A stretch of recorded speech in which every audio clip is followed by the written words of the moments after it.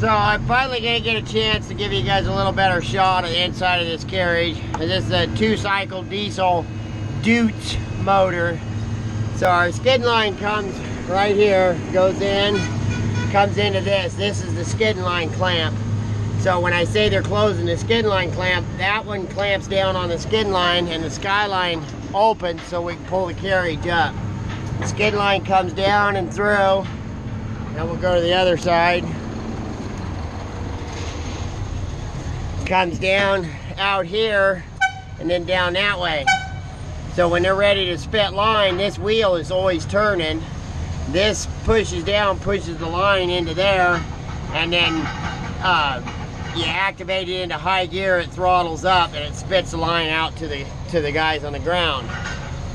But I gotta ask how far, because of how much lift we got, how far off the ground we can actually be. And with this kind of carriage, using the skid line as your drop line, we have 3,000 foot of 5/8 line on this yarder. So basically we can go 3,000 feet.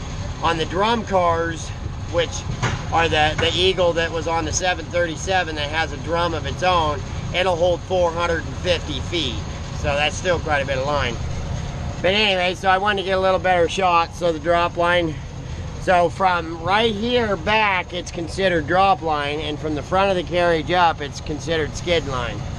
Anyway, so it spits out, comes through here, down there, and then out the bank plate and down to the chokers. And this is our talkie tutor box, and that's the, I've actually got a bug now, so I'll show you guys, and that's how we work the carriage ourselves in the brush, and then the yarder engineer has one too. And then this is the skyline clamp. So it comes, the skid line clamp is closed and he's slacking it down the skyline. You get it to where you want it, clamps the skyline so it's gonna hold there. Open the skid line clamp, and then it's that you blow one to stop, and that closes the clamp, and then one activates the spitter wheel, and that starts spitting it out. And then if you want it fast, you blow a short and long, doot doot, and then it kicks it into high gear. The Acme that we have on right now, it has 3 speeds. So, and it's got a 28 horse motor, where this has only got a 22, I think.